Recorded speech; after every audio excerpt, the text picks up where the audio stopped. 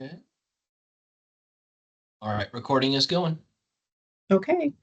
All right, friends, welcome to some PDC application level learning today. We're going to take a knowledge level PDC and look at how in Frontline we can go through kind of the click sequence really of getting to the application level. And so since the 489 negotiated agreement now has application and impact level points as one of the ways to move horizontally on the pay schedule, this has become more pertinent to not only to our in-district staff, but also to our SPED co-op staff. And so hence going over these ideas today. And so I will give you just a second here to look at the learning intention.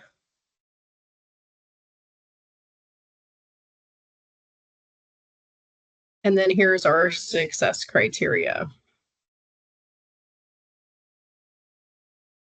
So we really are focusing in on what does it look like to do the back end sort of paperwork situation in Frontline with these forms that are required and how those processes work. And so just so you're aware, just to make sure that everybody is on the same page with PDC, our knowledge, application, and impact points are how we earn PD credits. And really knowledge is typically, a clock hour is a point. And whether that clock hour has to do with content, meaning like specifically what we teach to students in the classroom, or it's professional education, that would be more of a how do I do my work as a professional educator well, the techniques that I use in my classroom, the strategies and things that I use with students and or in my work, possibly someone in my position, for instance, my work is actually more with adults. And so if I were doing professional education, it would be something where how do I help adults do a particular thing in their day-to-day work? And then the last one is service to the profession. And that one is typically something like a committee meeting or something that you attend where you are serving either your district or the co-op in some capacity, and is also the 1 point for 1 clock hour. The main difference is between these three things is that with service to the profession, you cannot take those to application or impact. There's not really a knowledge that you're gaining that you can then go apply in your work as a professional educator. And then with impact, of course, the thought process there is that we are not only applying what we've learned, but we're demonstrating how that application is impacting or having a positive impact on our students or the adults or the program within which we're working. And so that's kind of that idea of impact. Stacy, I'll go ahead. And maybe Kyle, I'll happily edit the recording if you're so inclined. If Stacy wants to not have her questions be part of this, but stop me anytime. Is any questions with any of that information? Yeah, I think I'm good so far. Thank you. Yeah. Okay. Stop me anytime though, so. Okay. So we are going to go over to Frontline itself. And I kind of, somewhat comically, I guess, called this the English portion of the presentation, really, because we're going to do a little bit of writing. And then I called a later portion of the presentation the math portion, because we're going to, as you saw on the previous screen there, multiply by 2. Oh my gosh. So to go from knowledge level to application level. Okay. And so I'm going to get out of the PowerPoint here, and I'm logged in to Frontline, but I'll show you real quick. If you're on the USD 489 website, it's just usd489.com, and you hover over staff resources, then right here at the top, there is an option for staff quick links. And so if we go over there and scroll down, then right here at the bottom left is Frontline. And when you go over here to Frontline, if you don't, sometimes people see when they first get here, sometimes they see this screen, all right? And we're never going to use a Frontline ID, all right? We're going to use single sign-on. And so right here at the bottom, we're going to click to sign in with SSO. And so this is your 489 email address.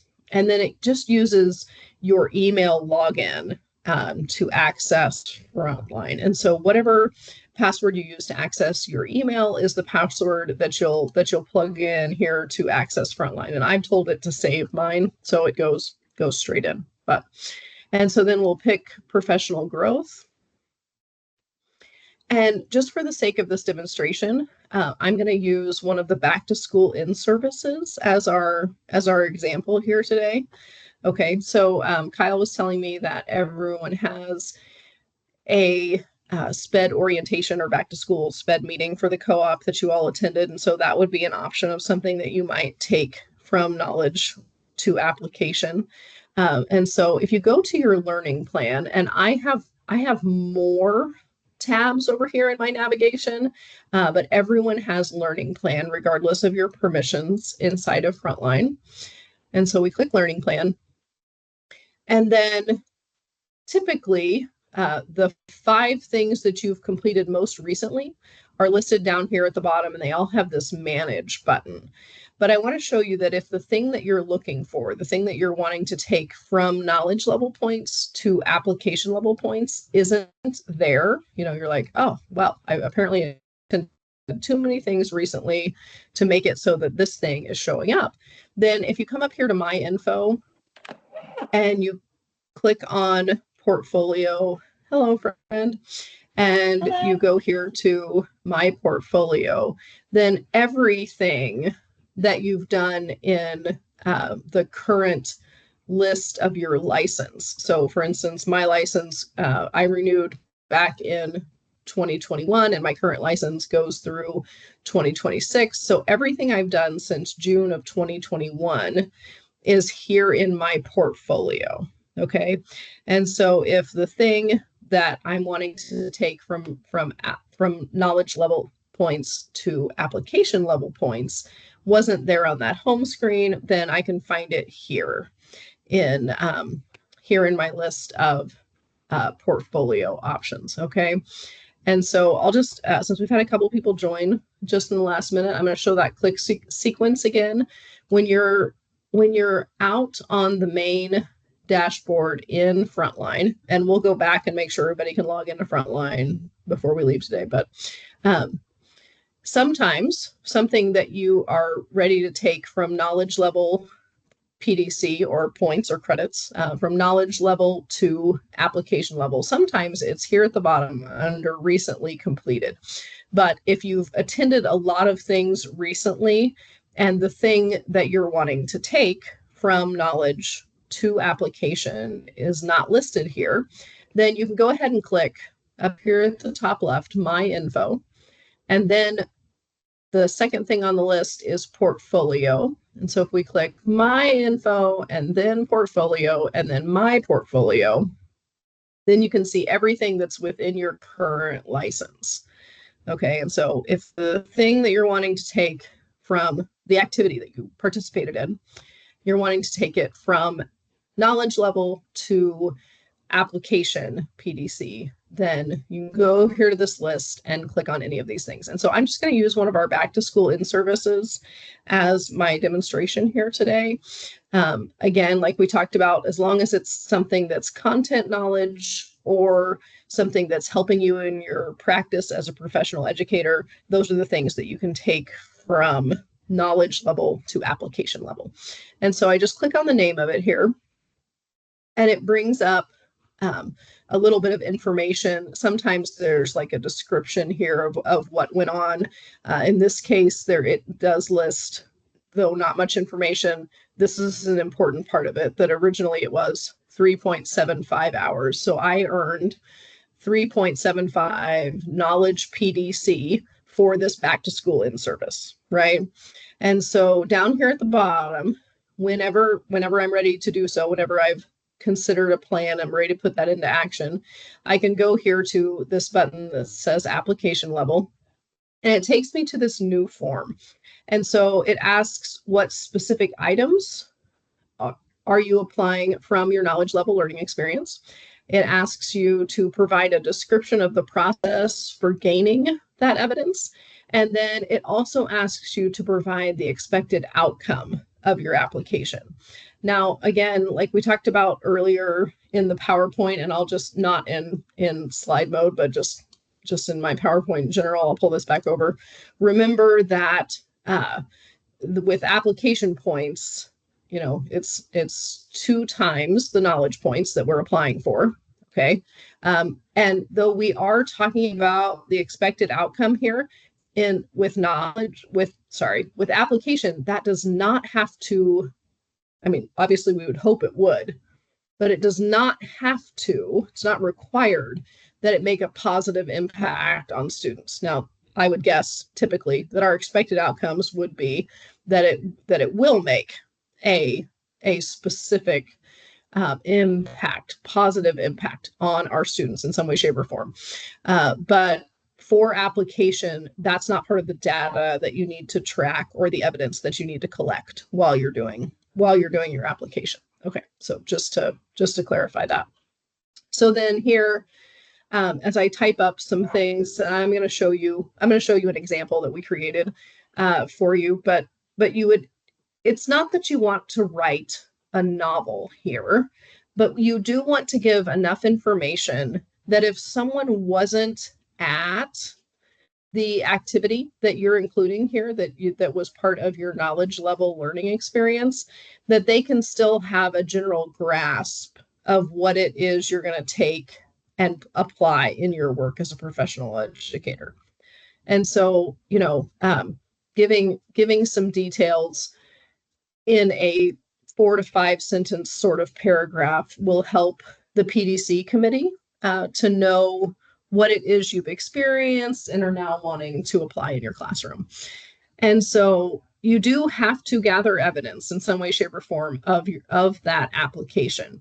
That could be in the form of lesson plans. You know, you could show, for instance, I used to do my lesson plan for an elementary math lesson like this, and you could submit the lesson plan from the previous school year.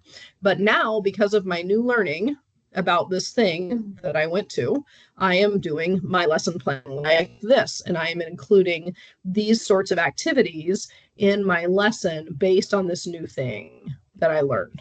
Okay, right? So like past and present would be a great way to gather evidence of that learning, of that application.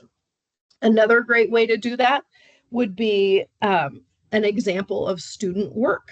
And so again, with the math example, maybe the students are completing this activity that you learned to do with them at the knowledge level learning experience. And so you submit a couple of maybe it's pages, maybe the kid made a video, maybe you've taken a little video of the kids working on this new activity that you've learned to do with them. But it could just be as simple as student work.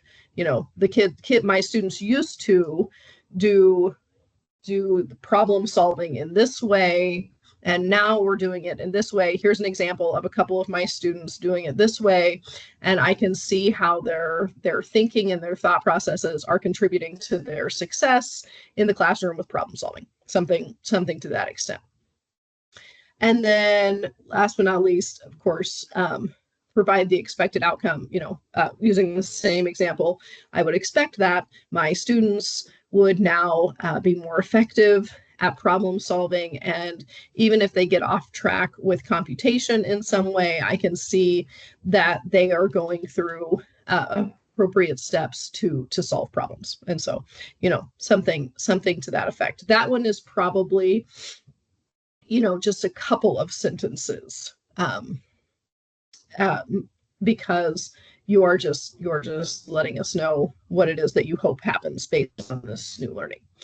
So I want to pause there. Are there questions up to that point before I pull up an example here? You guys are welcome to unmute. Anything that I can clarify? I know it's very theoretical until we have an actual example to work with. Go ahead, Stacy. I think I'm good so far. I'm just gonna. Yeah. Tammy or Brianna. I'm sorry if I mispronounced your name. No, you're fine. I think I get it. I mean, this is just Yeah. like the application if we would Mhm. like to request for some points, right? Right. Right. Okay. Well Just then, to yeah. take your knowledge. Yep. To take Well, your not from your knowledge points to double points with application. So yes. and Um, then it's Go ahead. approved. Is that right? After Right. that? So it goes Okay. through our PD council is at least to start the year here. Our first meeting is October 7th. This is really sad. I'll get that date confirmed for Kyle so he can let you all know. But yeah, the first time the PDC council is going to meet this year, I believe, is Monday, October 7th, and then we will take any submissions at that point and let people know, either A, yes, this looks great, go ahead and apply your new learning in your classroom, or B, this is, we need some more information, having not read the book that you read in your book study, we don't really know what it is you're trying to put into practice here. Or something to that effect. And usually if we ask someone for more information, it's not extensive. We're just wanting some more detail. And a lot of times it's about how you're going to gather evidence of that PDC. So. Okay. And if there's like a group of us who do it, does only one person need to submit an application, or is it something that everyone needs to submit a separate application? Right. You do have to do your own separate application. Yes, that's true. Your own separate application. Now the committee doesn't have so many that they're going to be like, wait a sec, have I read this? I've totally read this, because we just don't get that many requests.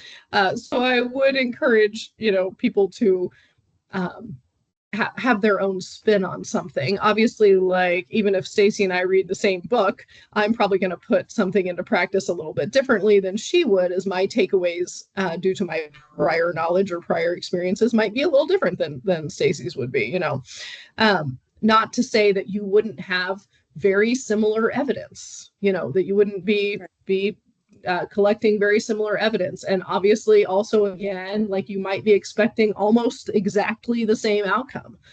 But that, some of those processes, Stacy might take a different path than me for whatever reason. Does that make sense?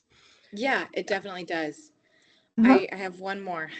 Yep. So are there any PDC points that we can get that we do not apply for with the application process?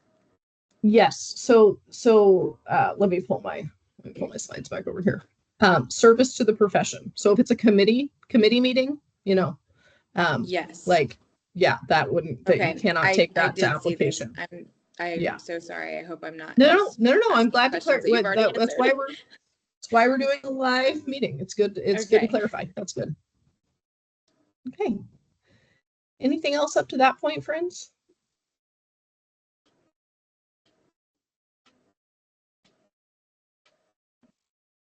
Tammy, you unmuted, but I don't know if you're talking. I can't. Oh, there we go. It was just one of those days. That's fine.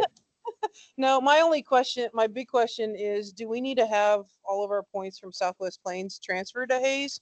Or, because that's where I could see some of my impact points coming from. Do I need to have those transferred, or how do we need to do that? So Tammy, I have gotten the transcripts for your hours from Jane, I think, from somebody in Russell, and they should have been uploaded into your Frontline account. If for some reason they haven't yet, I'll double check on it. But everybody that had PDC points from Russell should have those same things added into ours. That said, because we are treating you as a continuing employee, anything that you did as a SPED person in Russell, we would count as being able to be eligible for application points. I don't. Okay. So I just haven't if we need to document it, so if you have an idea of something you want to do, we can work on how we want to document that. Just because it might look a little different, just because of that Russell's a unique situation for this year that we want to accommodate. So We are unique, that's for sure. always. So. I can't even turn my camera on if that tells you something about today. So Yeah. No worries. Okay. So friends, this is just an example that the committee that I originally drafted and the committee has refined some.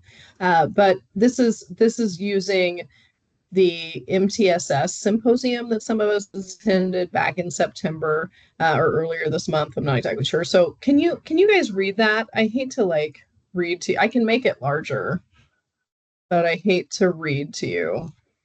There we go. That's maybe a little better. Okay. So MTSS symposium, originally notice the submission has one sentence here. And then, here the refinement shows how we've added detail and are showing how we're specifically working with students and those things. So I'll just give you, and Kyle, you probably cut this out of the recording later, or tell people to pause the recording or something, but just take a couple of minutes and look over that and see how we moved from this example response over here to the refined response.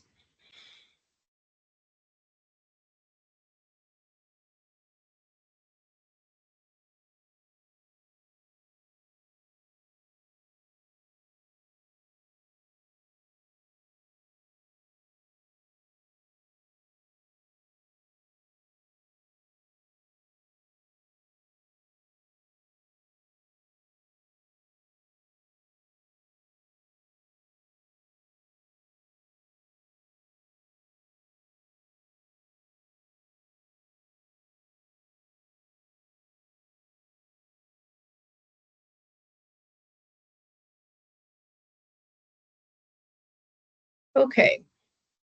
Did we have it? Are we good there? Is that adequate time? Okay. So comments, concerns, observations from this? Questions? Okay. And really, here again, the main goal is just that if someone didn't attend the learning with you, that they can still have a pretty clear picture of what it is you're trying to accomplish in your classroom. Okay, so that's that part. And so, we would enter our sentences here. Notice how these boxes are red, right? So you have to type in them, and then when you type in them, then they stop being red because you've filled. You get the idea, right? Okay, so we scroll down here. This part auto fills. So remember from earlier how I had highlighted that this in-service day was and I highlighted it because it's not here on this screen for you to reference. But this in-service was 3.75, right? It was 3.75 hours. And so it auto fills that the application points being requested is 7.5, is double that. Okay. But like I did in this example, I'm just talking about a couple of the breakouts. So potentially from an in-service day, maybe you had a guest speaker, or maybe you had someone come in and, or even a colleague just presented about a new instructional strategy that they're trying in their classroom. And maybe that only lasted for an hour of the 3.75 hours. Are you with me? So I'm just taking the hour from that 3.75 and I'm requesting 2 application points based on this learning. Does that make sense? So it does not have to be all 3.75 hours. That is a thing that we sometimes have some confusion around, that we try to point out to people, and that sometimes when we send back to request more information, we'll say something about, oh, this entire 3-day in service you attended, all 21 hours was about this one thing that you're going to go do with students, which 21 hours times 2, we get 42 points. That's exciting to think about, like on the pay schedule, getting the 42 points. But most likely, it's not that entire 3 days. Most of the time we find that someone's taking like a breakout session, or maybe at the 3-hour keynote, or something like that. So that's the math portion of this situation. And so we take the 1 hour and make it 2 for application. Questions about that part or how that works?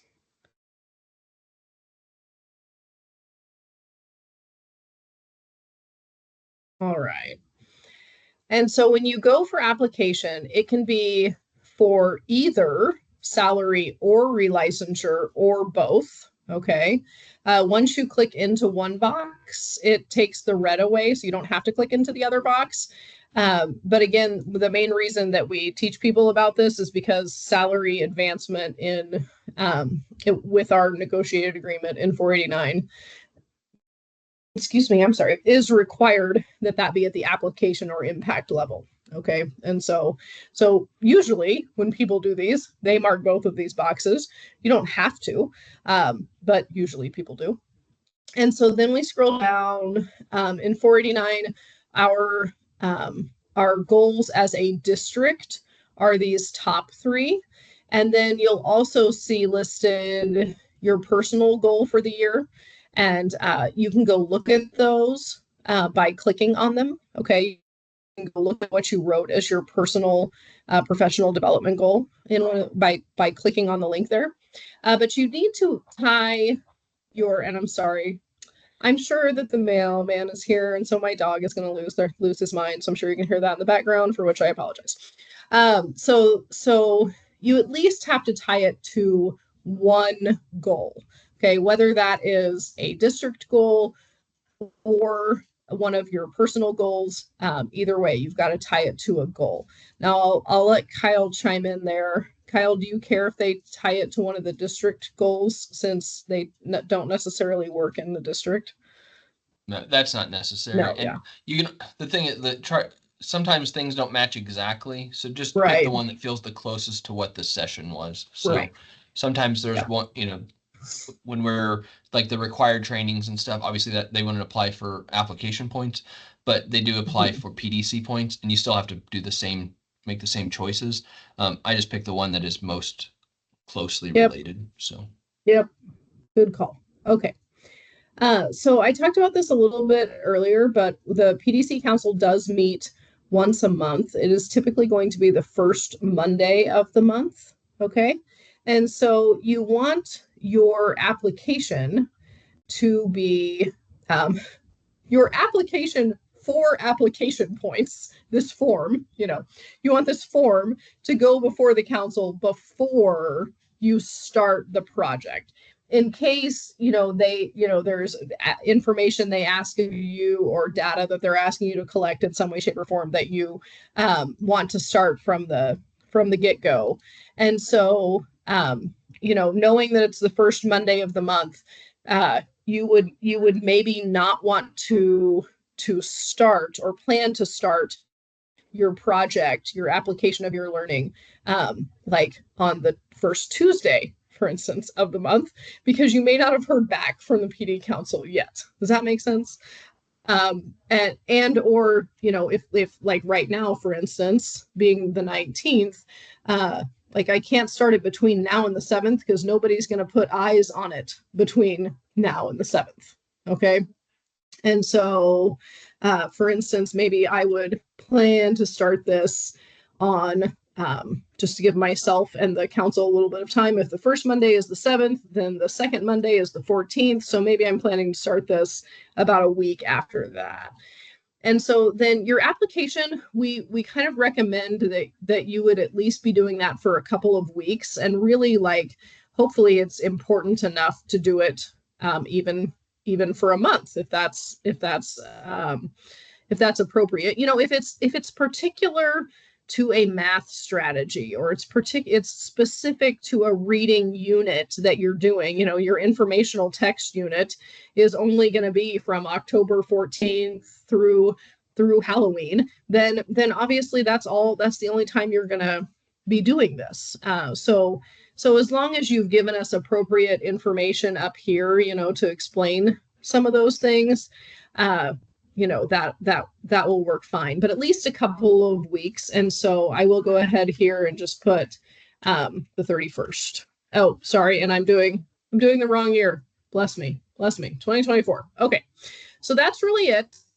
And then if and when you do click to submit it, it does show that it's pending approval with me. Friends, that's just because I do all of the data mining out of this program and into the hands of the PDC council. I don't make these decisions. The council gets together and makes them, and I'm just kind of the behind the scenes data person for this, but it does say it's come to me. And so if you do click to save as draft, please realize that the only person that's going to see it when it's in draft mode is you. Okay. The PDC council does not go looking for applications that have been saved as drafts. Okay. And so that's kind of the sequence of events. Any questions up to that point? I should have one or two more things to show you, and then we'll be done.